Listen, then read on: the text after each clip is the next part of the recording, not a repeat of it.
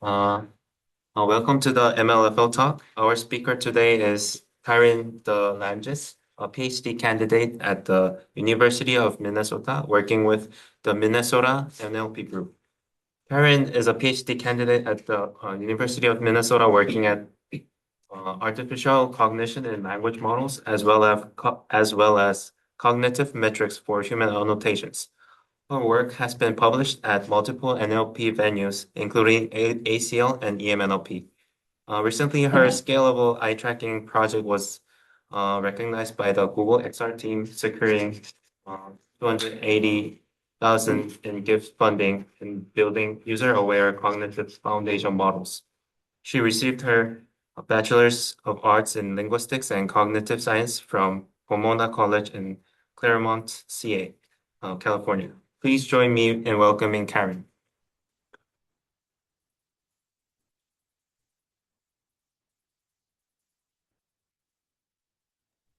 All right, thank you. Sorry, I'm just gonna try to share my screen again over here. Mm, Okay, is this the presenter view right now? It's a Yeah, it's the Yeah, presenter view. presenter Yeah. view. Yeah. Okay. Let me get the right.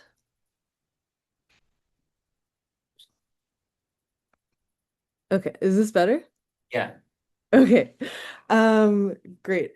So yeah, I'm really excited to talk about some of the research we've been doing at University of Minnesota on artificial cognition. I'm going to be talking about some really recent work, so this is going to be kind of first time presenting some of this stuff. So I really appreciate any of your impressions or feedback or anything like that. Um, my overall game plan for the day is to start with some just motivation and background for what I'm defining artificial cognition as and why I think it's interesting to study. I also want to talk just a little bit as part of that about like what cognition is with respect to this area. Then I'll share some of our recent experimental results and kind of do a bit of synthesis with what we've learned so far and where we might want to go. My personal style for talks is I really do enjoy being interrupted in the middle. So if there are any questions, please stop me in the middle, and of course we can chat at the end as well. All right. So, one of the main motivations that I have for studying artificial cognition, or basically the any cognitive processes that we might find in LLMs and AI systems more generally, is this idea of the jagged frontier of AI capabilities. And this term was coined in like this 2023 paper, and I think it's really useful because when we think about the cutting edge state of the art of AI capabilities, we might kind of intuitively expect there to be some relationship with how difficult a task is. So we might expect that for tasks that are really easy, maybe AI does really well, maybe harder tasks, AI does worse. We would expect some kind of relationship, maybe a U curve, maybe this sort of downward trend. But this would be something that was kind of intuitive to work with. The reality of how AI systems perform on tasks is a lot more jagged. So this is the idea of the jagged frontier of AI capability. So we have some tasks like college level problem solving that an AI system might be able to handle very satisfactorily. And then there are other really obvious tasks, right, that a human would really never mess up, but of course AI systems don't do so well. So this is, I think, a pretty consistent phenomenon that most of us have been experiencing over the past few years. I want to point out a couple of problems with this situation of like jagged frontier for state-of-the-art AI capabilities. First, there's this lack of predictability and sense of reliability for AI systems. So when we're working with other people, right, we know roughly the relationship between their capability for a task and the task difficulty. So like, you know roughly what to expect from like a senior colleague versus an intern, right? Because AI systems don't have this kind of consistency, it can be harder to work with and lead to a lack of trust. Next, because this landscape is so spotty, it's difficult to pinpoint where improvements can be made because, again, this is not like a smooth curve of AI capabilities. There's a lot of jaggedness and potholes that we might run into. So this makes it difficult to make improvements beyond like, applying band-aid fixes to some observed failure cases that are really domain specific. On a related note, because this progress in AI capability is so uneven, it also makes it difficult to forecast future advances to AI. So forecasting of future advances is really, really important to like policymakers, economists, people in industry, are very interested in predicting when AI might threaten to, for example, take over different types of jobs, so that they can create plans or policies or risk management for those scenarios. So for example, places like Meter do a lot of work on trying to predict things like when AI will automate 99% of research and development processes. And so they might come up with all of these different possible trajectories of these developments in AI systems towards this end goal. And the basis of these prediction is going to be some kind of like underlying model. One of the most difficult factors in this model to predict is this like AI capability section, right? And this is partially because of the jagged frontier where it's difficult to kind of understand how AI capability is evolving and where it's strong or weak. Okay, so I claim that we need to have a better understanding of AI capability, a better intuition that's not just kind of like guess and check.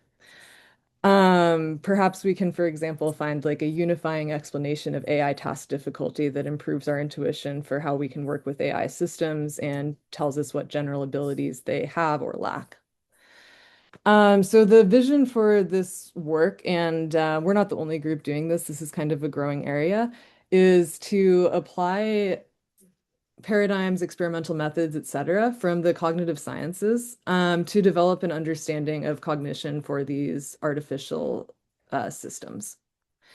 So, for example, we might be able to answer questions like what are the foundational cognitive abilities that LLMs have?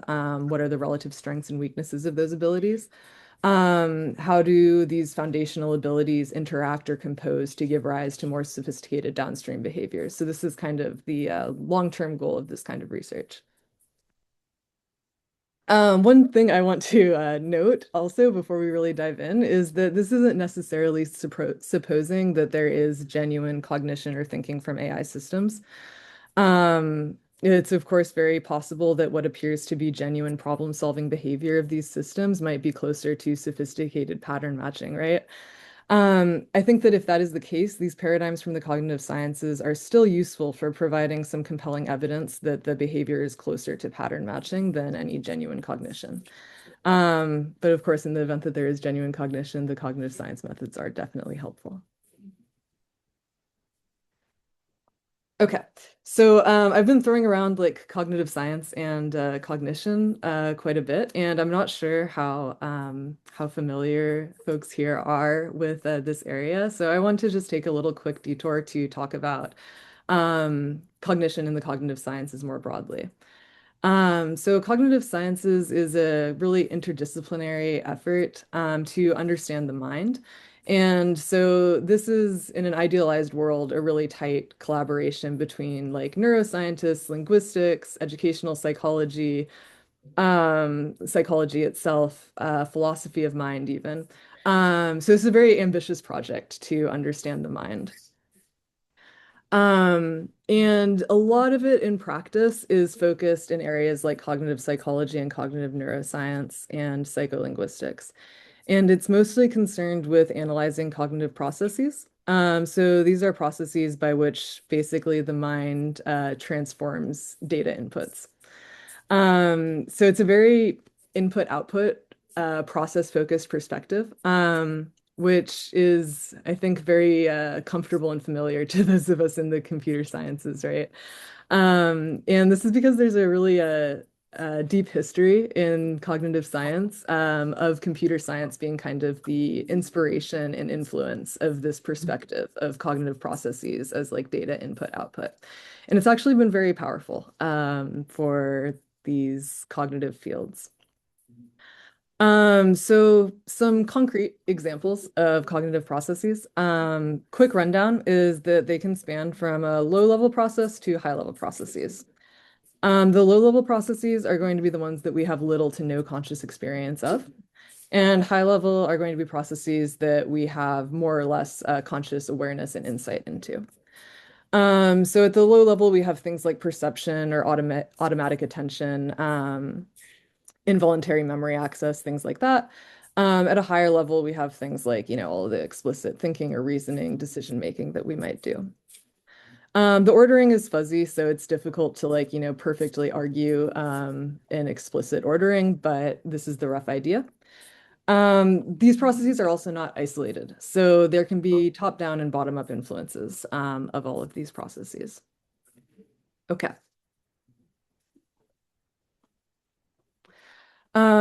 Since we're in natural language processing here, I think it might be useful to have a bit of a grounded discussion of what are the cognitive processes related to natural language understanding. So in this case, the low-level perception is about grounded in things like orthography and phonology. So how we can look at all of these different symbols and automatically map them to the letter T. Lexical access. So lexical access is the ability to basically look up a word in your mental dictionary. So this happens for us automatically as we read and listen, right? And then at the very high end, we have things like monitoring comprehension during reading, goal-oriented reading, things like that. Okay, so I hope that at least gives a little bit of intuition for what we're talking about with respect to cognition in this area of work. The idea for applying cognitive science to LLMs is that the human mind is also kind of a black box to psychologists or neuroscience scientists, especially all these unconscious processes that we're not aware of, right?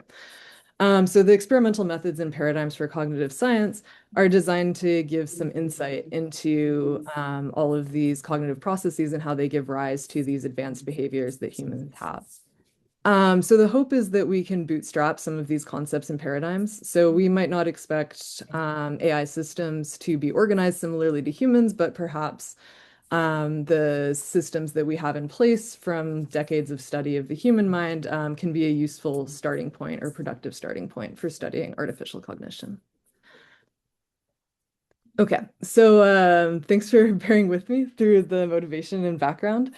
Next, I want to just dive into some of the actual empirical results we've obtained from applying various CogSci experiments to LLMs. I can also pause as well in case, again, I'm happy to take questions at any point, just as a reminder. Okay, so in all of these studies that I'm going to be talking about, there's kind of a basic methodology that is common across all of them, so I just kind of want to get this out of the way now. We're going to be starting with a human experiment. And we're trying to apply that to a language model to get some insight into how a language model is working cognitively, right? So we're going to start with whatever the instructions are that a human would have seen in the experiment. And we're going to just adapt that a little bit so that it's more LLM friendly. So this is usually really simple stuff. Like for example, a human experiment might be testing reaction times to various letter stimuli. So maybe a human will have to press a right arrow when you see a specific letter. For the LLM version, we'll just say, obviously the LLM isn't going to be pressing a button. We'll just specify what type of response the LLM should give to specific stimuli. Once we have those base LLM instructions, we'll create a couple of paraphrases of them, just using some language models, just so that there's some variety with respect to the prompt to get more robust measures of the models. So we're going to end up with 3 paraphrases of these instructions. The other component of experiments is just the stimuli. So in our example where we're considering reaction times to different letters, the stimuli would be like all the different letters that are presented to the humans, right? And we'll just format these nicely for the language model to basically encourage the language model to perform its best. So this is just like kind of if there's an instruction saying that you need to say something in response to a letter, the data format will just really clearly present which part of the stimulus responds to like which part of the instruction, if that makes sense. For this data format, we'll have 10 variations using format spread from the researchers over at Stanford. And those are just going to be systematically varying like the white space, punctuation, capitalization of this data format. Again, just to get the most robust LLM responses that we can. Combining these together, we're going to have like 30 prompts for each stimulus. So we can aggregate these results during evaluation. All right. So what we're going to be looking at in this first study is some higher level cognitive processes, specifically the executive functions. So I'm pulling back up this little schematic of some cognitive processes that we saw earlier, just to point out that executive function is kind of more of this high level cognitive process. So we have some conscious access to our executive function. Some of it happens automatically. It's a little bit of a middle ground. Executive functions are going to enable goal-oriented cognition for us. So things like planning, particularly like in order to achieve a goal, you might have like a long-term and short-term plan. You have to do things like adaptation, coordination, multitasking, general problem solving. Executive functions kind of an umbrella for all of this goal-oriented behavior. Executive functioning, also fun fact, the neural substrate is the frontal lobe. So in the around our forehead, this is still developing until we're age 25, which is pretty crazy to think about. Um, sorry. There are three main components for executive functions. One is working memory. So this is dealing with the data access and manipulation that we need for our relevant tasks. So we're solving a problem, we have to select the relevant data and manipulate it, right? Attentional control is a more automatic process that deals with filtering out irrelevant responses, ignoring irrelevant information. And cognitive flexibility is basically how we're shifting our behavior in response to environmental changes or changes in the problem state. The most well-studied area of executive functioning is working memory. Working memory, concretely, is the two key components are the manipulation and maintenance of task-relevant information.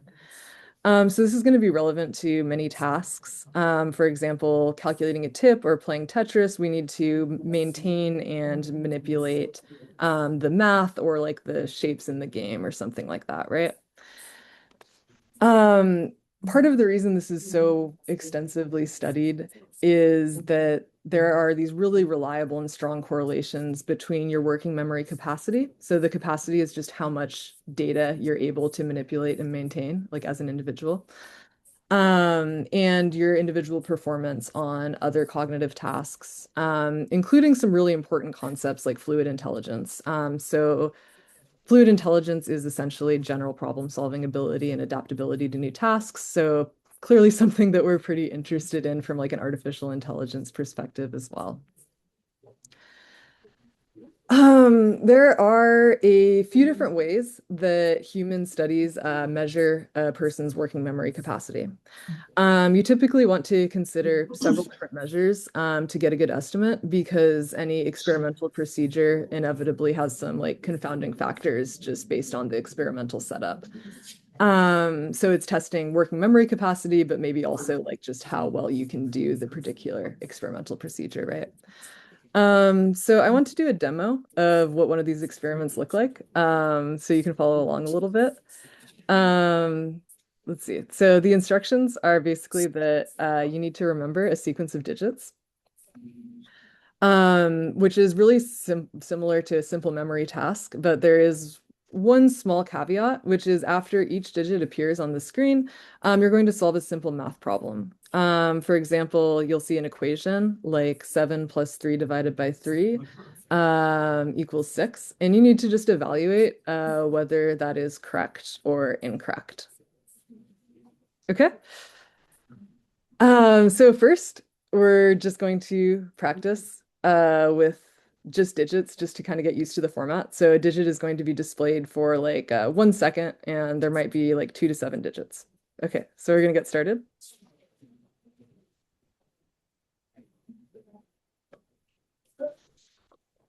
All right.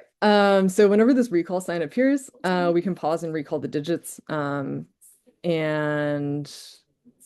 yeah, the digits in this case are going to be 681 that we just saw. So hopefully this makes sense.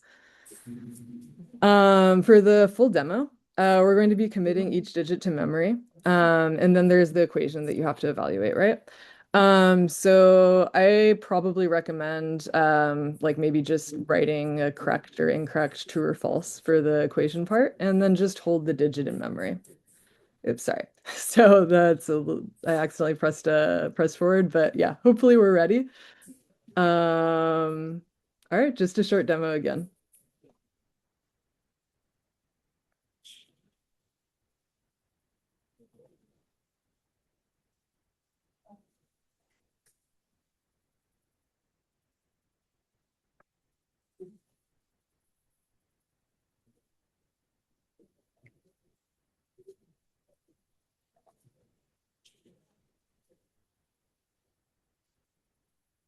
Oops.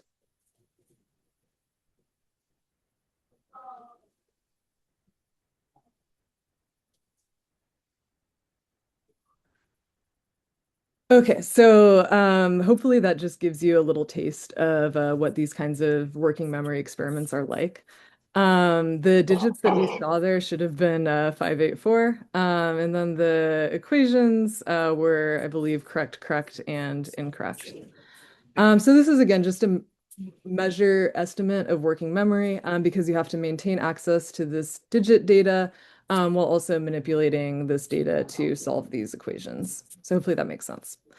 This is called the operation span. There's an analogous task called the reading span, where we're just trying to use more text-based data, again, to get a just better estimate of the general capacity, so it's not super linked to like numbers or words.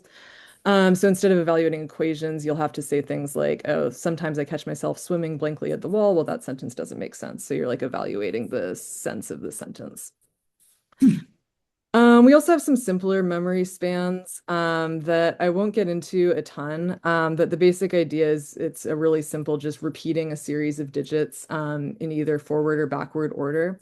Forward is not technically doing any kind of manipulation, so it's not really a working memory measure, but the backward digit span, we do have to actually reverse the sequence of digits. So this makes it more working memory because we have this manipulation aspect. Finally, we have this end back task. This one can be a little weird if you haven't seen it before, but basically, we're trying to test in this task how well we're updating the data in our working memory.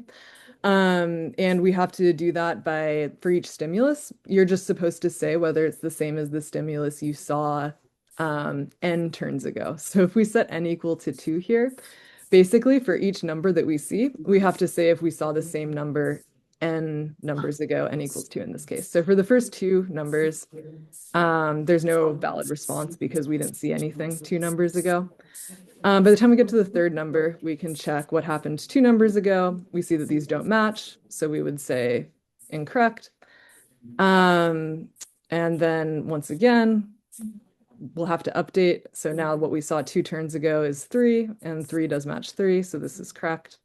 Don't worry too much if the details of this are a little bit fuzzy. It's a little bit difficult to compress into this short time strain. The basic idea is just that this is a task that really focuses on the updating aspect of your working memory information. All right, so we have all these working memory tasks, and I want to talk about how LLMs do versus humans. So our human results for these tasks are from baseline studies obtained previously in the psychology literature. And we compare a few different language models. So from Gemma, Llama, Quen, a large and small model roughly is what our setup is. And what we see is that overall LLM working memory is a lot better than humans in general. So if we look at like the operation span and reading span, LLMs are pretty strong at this. We did a couple of different setups on this to try to do like a faithful simultaneous manipulation and recall aspect, but it was pretty consistent that LLMs did pretty well. Um, One exception to this general rule is that for the n back task, so for one back, two back, and three back, humans and LLMs have actually pretty similar performance. And this is something that was originally looked at by Gong et al. In 2024, specifically on GPT-4. So we replicated it with all of these models here. Um, and then if we look over here, this is the backward digit span and forward digit span. The interesting thing that we find here is that the digit span that can be recalled for these LLMs is, of course, much bigger than humans, which makes sense because they have access to all of the digits in their context, right? But the interesting thing is that for simple digit repetition, LLMs were pretty much perfect. We actually stopped after about 50 digits because there's a lot of literature on transformer architecture that suggests that LLMs are extremely, extremely good at repetition. Um, but for the backward digit span, by the time we got to about 15 digits, LLMs were having a really hard time. So this tells us that there is a huge cost in LLMs to just reverse this in-context information.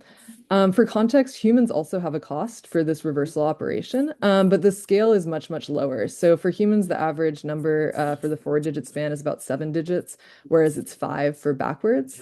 And the scale is a lot larger than that for language models.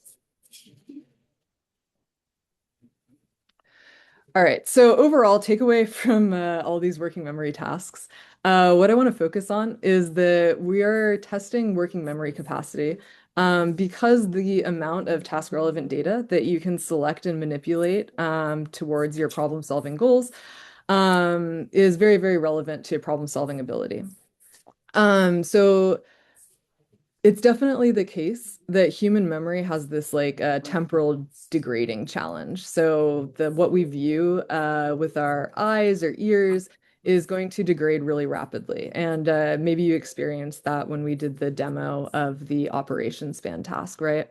So LLMs don't have this issue of temporal degradation because it's just their in-context memory, right? But I think that this is still interesting because, again, this theoretical working memory capacity of how much information from the context that LLMs can reliably select and manipulate is going to be important for ability to solve problems, right? So, from a competition sense, this is not like a great setup for a competition between humans and language models, but this is just focused on the theoretical concept of this data bottleneck.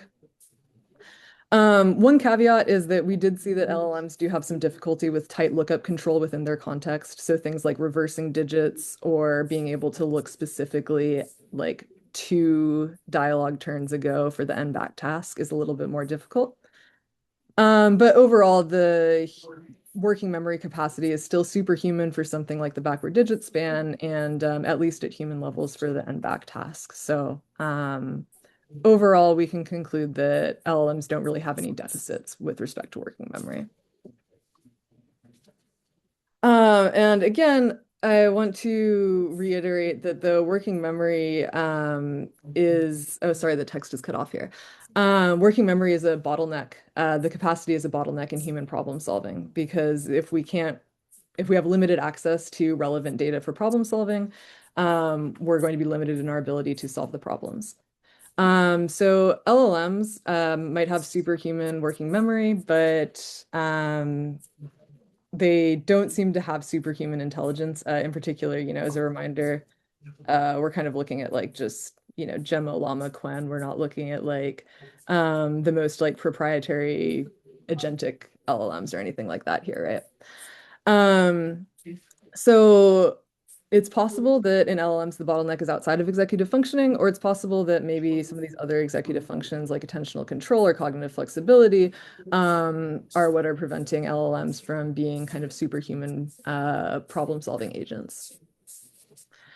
So in the interest of time, I just want to discuss one of the other executive functioning tasks we look at. which is the Wisconsin card sorting task. And this is designed to test cognitive flexibility.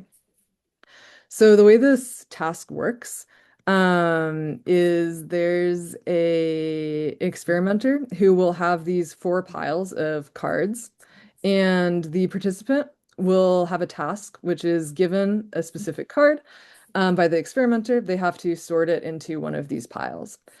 And the catch is that there is a sorting rule. Um, and the rule is not made explicit. So all the participant can do is just guess at how they should sort the card, and the experimenter will say correct or incorrect. And the rule has to be inferred by the participant. So in this case, we have to sort some card. And so the participant might say, like, just randomly guess, like, the color might be the sorting rule. So they'll take this green triangle card and put it in the green pile that the experimenter has. The experimenter would say maybe incorrect and then give a new card, which has one red triangle on it. And so then the participant might try a different sorting rule, like count. So the participant could take the one red triangle card and try to put it in the pile that has one shape in it. At this point, if the experimenter says correct, the participant realizes, okay, the rule must be count. So for this next card that has two items, I'm going to put it in the pile that has two items. So this is the general setup. And the key part of this is that the underlying rule at a couple points during the experiment will change. So for example, here we started with an underlying rule of count. At some point during the experiment, it would change to like color. And what's really interesting for cognitive scientists is looking at how quickly people can adapt to the new rule. Um, and a key part of this too is that the participant needs to respond like relatively quickly, right? So it has to, you don't have a ton of time to like reason about this, which makes it trickier. The way that we set up this experiment for LLMs, we started out with our just typical process of adapting the human instructions. And because we're using these LLMs, we just kind of translated the stimuli into a textual format. When we ran this experiment, the LLM accuracy was like really, really bad. So we tried like visual just to see if the LLMs were better. They weren't. So then we also tried some additional hints in the prompt. So let's see, more concretely, we can see that the original human prompt doesn't really explicitly tell you how to infer the rules. So it just says that there's a correct way to match the cards. Sorry, there's a correct way to match the cards, and you need to use feedback to figure out what it is. So we tried, we figured maybe this task is a little bit too weird for the LLMs maybe, so maybe we can help them by explicitly saying like, okay, in the event that the feedback is correct, continue the same classification strategy. If it was incorrect, try a different rule until you find the correct rule, right? And then we also gave explicit examples of like what it would look like if the rule is like color, shape, or count. So we just, gave it the possible options. Finally, we did something similar, but we just made a really LLM style formatting with like information broken out into all these different headers. And we also just had that explicitly name what the rule was in addition to giving the selection. The upshot, however, is that the human accuracy in this task, there are a few different normative studies, usually ranges from about like 75 to 85% accuracy for humans. We picked a normative study that has human accuracy as 77%.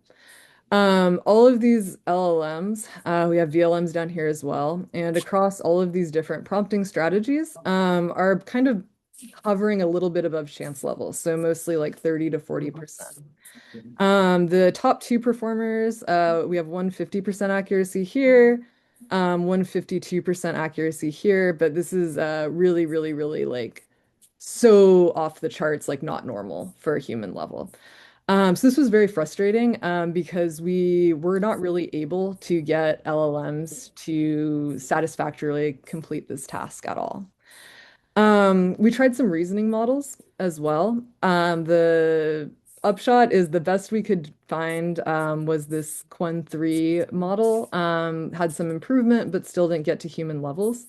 This is with a smaller model rather than a larger one, just because of compute limitations on doing the really, really big reasoning models. So that is one small caveat to keep in mind.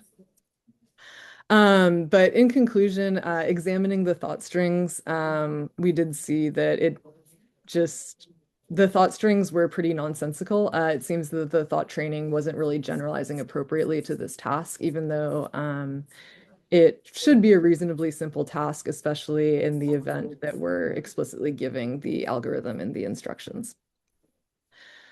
Okay, so again, our takeaways overall from this study of executive functioning in LLMs is that the bottleneck for human problem solving is often going to be working memory capacity. But for LLMs, the bottleneck appears to be other executive functions, things like a lack of top-down control, maintenance of our goal, updating, pursuing this goal-oriented behavior. So we can kind of think of memory and control with respect to relative strengths of humans and, oh gosh, sorry. I'm not sure why these slides are just going crazy on me. With respect to humans and AI systems. So for something like our access to our information and working memory, we have this access and manipulation component, right? Overall, LLMs have pretty good working memory, in particular access. For manipulation, things like doing reversal operations or updating operations, it's a little bit less clear. For this control of like information and manipulation in a goal-oriented, like planning, kind of smart fashion, this seems to be something that humans are better at than LLMs. So this might inform the way that we design collaborative systems for AI systems and humans if we can leverage these relative cognitive strengths. That's one potential future direction. Okay. So, sorry, hang on. Let me just reshare this. Take a minute to reshare this right now so that these, I think there's some slide timings here that I need to erase. Any questions on anything I've gone over so far?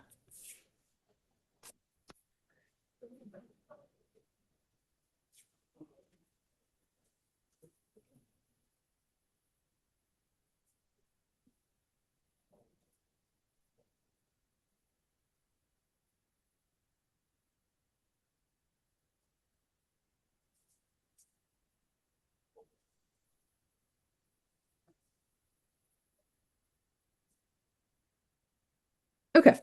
Well, in that case, I'll move on to another one of the projects that we've worked on in this artificial cognition area, which is a paper that's going to be at EACL later this month. Marry the cheeseburger eating vegetarian, or can LLMs identify incoherence in narratives? So I thought this was a really fun project because we're basically using incoherent narratives as a probe to LLM cognition during narrative comprehension. So genuine comprehension of stories involves a lot of cognitive processes that involve building an active world model or situation model of the narrative world. And as you're reading new information as a story, you're automatically integrating that into your model of the story world.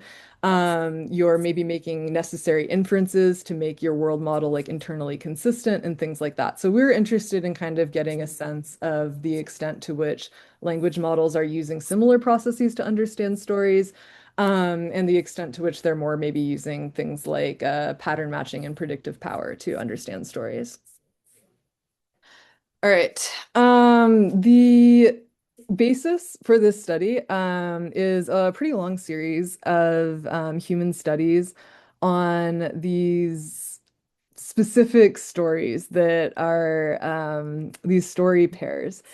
These are a little bit tough to go through efficiently, so I'll try to summarize and hope that the summary doesn't make it, incomplete.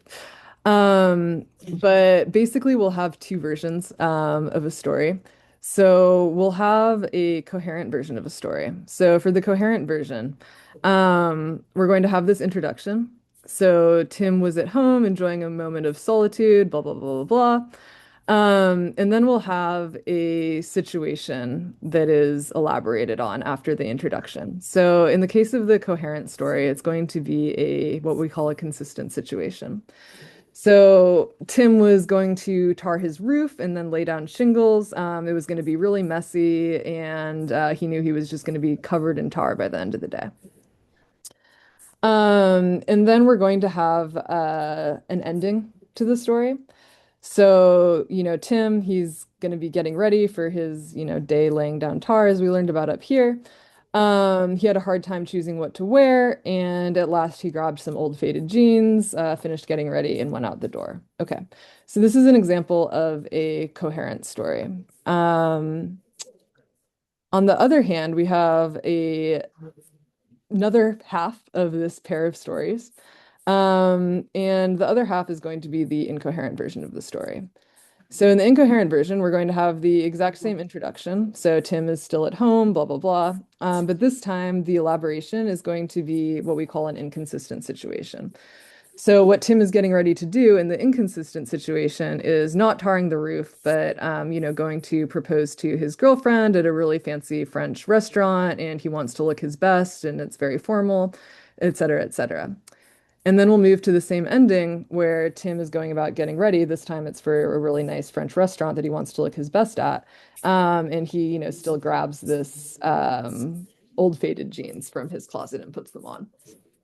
So this version of the story is incoherent because this situation is inconsistent with the sentence that's bolded here. So this we have a data set of a collection of these kinds of stories, these story pairs that are incoherent and coherent. In the human studies, they really focus a lot on these target sentences. The target sentence is super important because that's like the exact point at which the incoherence is introduced in this incoherent story over here. So this is a really interesting thing to study during language processing because we want to know what happens at the moment that the story turns incoherent. Okay, so hopefully that makes sense. And again, to get a sense of what these stories are like, I think maybe obviously from the title of the work, one of the stories, the main character is a vegetarian, and in the target sentence, she orders a cheeseburger. That's an incoherent story. There are some main themes to the stories that we identify. Basically, we can have incoherence that stems from somebody's behavior violating their established trait. So, maybe we have a main character who loves dogs, and, it's really emphasized that she would go over and always pet any dog that she sees.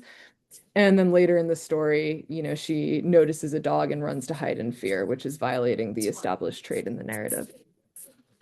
We can also sometimes have like more world knowledge based violations. So we can have this vacation in a desert, and it's made really clear that the desert is super dusty and the vacation was really dry, everything like that. And then at the end of the story, it says, oh, by the way, there was a rainstorm during the vacation. Okay, so these are the kinds of incoherence. And of course, they all have like this paired coherent version of the story in which this target event makes sense. So in this case, just to make it very clear, the target sentence is going to be like this, again, violation, like the specific violation point. So running away from a dog, getting caught in a rainstorm. All right, so what we're interested in doing here, again, in these experiments, is kind of probing how LLMs are comprehending these narratives. So a lot of our evidence just from studying LLMs in general is that they seem to be able to understand stories, right? For natural language understanding, they can accurately answer comprehension questions. And they can even do these really advanced behaviors like suggesting reasonable rewrites of stories or continuations of stories, things like this. All of this behavior indicates understanding of a narrative, right? What we really want to probe in this study, using this experimental paradigm from cognitive psychology, is whether this story behavior that we see in LLMs is based on pattern recognition or some genuine construction of comprehension of the narrative based on like a world model or situation model. Um, and in particular, if the language models are building a robust situation model, you should be able to reliably identify these incoherent stories because the incoherent story, what makes it incoherent is that we can't have a single situation model that explains the whole story. This incoherent target sentence kind of breaks the situation model irreparably. That's how these stories are designed. So we looked at several different metrics to try to see how reliably LLMs distinguish between the incoherent story pairs. One of the first things we did was look at the perplexity of the target sentence just to kind of sanity check that the LLMs recognize that these target sentences are weird in these stories. And we do find that when we have this like inconsistent situation presented in the stories, that the perplexity is higher as we would expect across all of the models that we test. We then move to doing some linear probes across all of these different models. So this is basically we're taking the hidden state across all of these layers. The x-axis here is like layer 0 to, 30 or 80, depending on the model length. And we're just going to be training a classifier to distinguish between the activations for the coherent versus the incoherent story and seeing how well the classifier performs on held out test sets. So the interesting thing is that we did this probe in two locations. One was at the end of the target sentence, so that's going to be the first row here. And the other was at the end of the story overall. And so what we found is that the probe at the end of the target sentence shows that there is some really reliable separability in the model state between the incoherent and the coherent story. By the end of the story, this separation all but disappears. We go down to chance levels for most of our models. Some models are above chance, but still, again, lower than they were at the target sentence. So it seems that the models have some response at the moment that this incoherent event is introduced, but that this goes away by the end of the story. So they're like no longer bothered, basically, by the end. We also check like explicit responses from the models. So we present the story and we ask the model to generate a response that contains like a quality rating, like 1 to 7 Likert scale of the coherence of a story, and also the quality of the story. The idea of including the quality of the story is this is kind of a broader umbrella. Like we kind of assume that an incoherent story should be like lower quality. So this is just kind of phrasing this in a couple of different ways to try to get a sense of the evaluation of the story. When we did this across these different models, we found that there was not a very large difference actually in the ratings between the coherent and the incoherent story, which I personally found surprising. Again, we also tried some reasoning-enabled models to see if perhaps if we allow these thought strings that the model will reason itself into, realizing the inconsistencies in these stories mean that the story isn't very coherent. But this, again, wasn't very effective. So if we kind of look overall across all of our different models and, doing these internal probes or perplexity measures, as well as these ratings, and we're viewing here like the accuracy at how well we're able to separate the coherent and the incoherent story. We see that our best results are these internal measures specifically at the target sentence. And the thing to point out is that this is really a priori knowledge, right? Like we already know that this target sentence is incoherent. So without basically presupposing the answer with respect to incoherence, language models aren't really doing a great job at separating incoherent and coherent stories.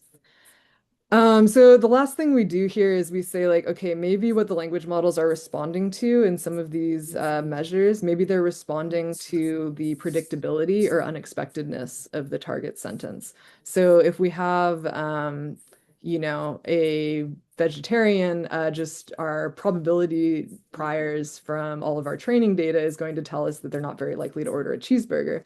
But our LLMs truly understanding that this is kind of a logical inconsistency with respect to the narrative rules of the story world. So to do this, we use this third version of each of the stories. This is going to be a qualified version. So it uses the inconsistent situation, but it adds a qualification that makes this target sentence be coherent. So in the example we looked at where Tim is going to like this fancy restaurant, we have this qualification that like, Tim really wants to dress up, but the problem is that he can't because he just doesn't own any fancy clothes. So now we have established some consistency and coherence for this target sentence, although it's probably still reasonably unpredictable, just because of this established context of the nice French restaurant. So the qualified version, we're hoping is a little bit of a control for the unlikelihood or unpredictability of this target sentence, while maintaining coherence for the story. When we redo our probes at the target location, remember for incoherent versus coherent story, we had pretty high accuracy in the separation. When we compare the incoherent and the qualified stories, we get a lot closer to chance level for our smaller models and only a little bit above chance for our larger models. So this strengthens our sense maybe or our guess that language models for story understanding are strongly working on predictability and learned patterns rather than actively constructing a coherent model of the narrative world. I would love to dive a lot more into the different thought strings that we observed. But once again, I want to just show this pattern that the reasoning models, the thought patterns that they learn, maybe unsurprisingly, aren't really generalizing very well to the settings that we're looking at in these experiments. So there's this one inconsistent story in our data set in which there's a man named Bill and he does these walks and workouts every day. Um, and the language model decides that this story is inconsistent just because he does workouts and also walks, and identifies that as a possible inconsistency. So this is kind of an example of a false positive where an LLM finds an incoherence where it doesn't really make sense. Again, we see this a ton over the course of the data, just like from qualitative examination of the results, but we don't really have any quantitative metrics of how frequently this occurs. But my intuition, based on what I've observed so far, is that this is a pretty consistent problem with the reasoning models. So again, we see weak situation modeling or world modeling of these narrative events in language models. We hypothesize that this is reflecting a reliance on predictability over like genuine understanding, over having these cognitive processes of building comprehension over the course of a narrative. All right. So what we've learned so far is in the first study for executive functioning, we see that LLMs have this really strong memory, but a weak control for goal-oriented behavior and planning. In the second study, we see that LLMs appear to recognize patterns in stories rather than building comprehension and a logical model of the narrative world. There's a third study that I'll just like link to later in this slide that I don't have time to go over today, but we're also looking at another set of narratives and we're finding similar results where LLMs are responding based more on probability distributions rather than building up this cognitive representation of the story. So overall, what have we learned about artificial intelligence? Obviously, this is still very early days for this field of artificial cognition. I think our general conclusion at this stage is that artificial cognition is lacking. These studies are pointing to some shallow cognitive processing of information. When I say shallow, I mean things like we can do simple repetition really well, but as soon as we have to add a little bit of extra processing like reversal or updating or shifting or something like that, things get worse. So the deeper processing is not going so well. And we also see this with world modeling in our narrative comprehension studies. So it's possible that AI systems need some kind of central executive or director cognitive processes to coordinate and maintain goal-oriented behavior. This is something that I believe is related to recent work in agentic scaffolding, things like that. We'll see how that field develops. Let's see. As far as solutions to these problems, there is some interesting work in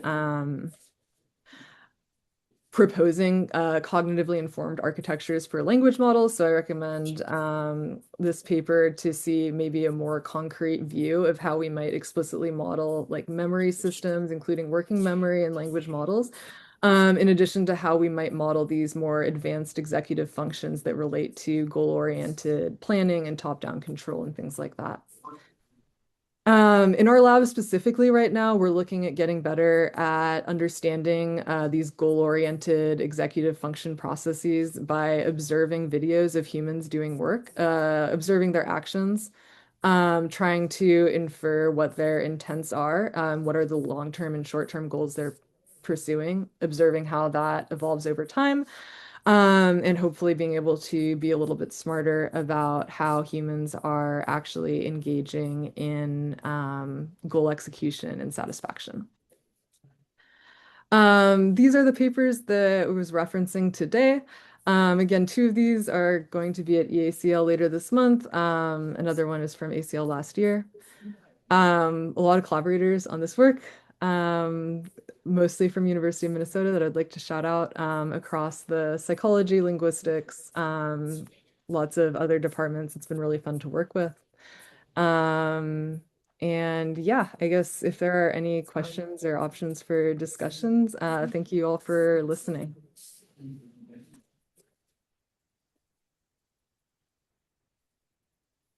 Thank you. And there's a question in the.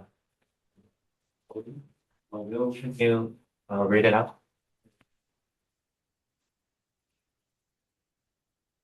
Yeah, so there's the question, would it make sense to also test LLM long-term memory, and has there been any study to test LLM emotion? Yeah, so long-term memory is a kind of interesting construct for language models. So long-term memory is not really, in a sense, it's not implemented in LLMs because LLMs aren't like learning from experience. So when you have a conversation, you're not going to be updating the weights of the model in any way. However, you can also argue that long-term memory is just related to the facts and world knowledge that an LLM obtains during training. So that's what we personally in our group kind of view as the current literature on long-term memory in LLM is these studies, including some mechanistic interpretability studies with respect to how knowledge is stored in the language model parameters during training, if that answers your question. For emotion and LLMs, this is a really kind of interesting area. I think there's a lot of work on applying things like personas and personality tests to LLMs. The evidence that I've seen suggests that language models, of course, are not learning from interactions in the world and experiencing social interactions and things in the same way that humans are. So it's very difficult to try to map these concepts of like persona and emotion like rigorously to language models. And I think there's evidence that like there's not a lot of internal consistency in language models. So on a personality inventory test, like they might get a certain result, but then like their behavior in a given situation might violate that result. So it's very difficult to have high validity measures of LLM emotion or personality or things like that. But that's a really interesting area, I think, as well, that is also, I think, kind of growing these days. I have one question. Yeah. I think the current your work focuses on like one model, like looking into one like language model. And I was wondering how the cognitive science would look into these multi-agents happening nowadays. Because Yeah, yeah. they just use like OpenClaw to let them agents like talk to themselves and solve problems. So I was wondering how does that translate into cognitive sciences? Yeah, yeah. Yeah, that's a super good question. It's something that I've been thinking about a lot recently as well. I think that one of the challenges with studying these more like agentic systems like OpenClaw or something like this is I think that for one thing, it's a really great area that should be studied. I'm not aware yet of any applications of these kinds of experiments to the more agentic systems, but I would be super interested to read about it. I think that one challenge for these systems is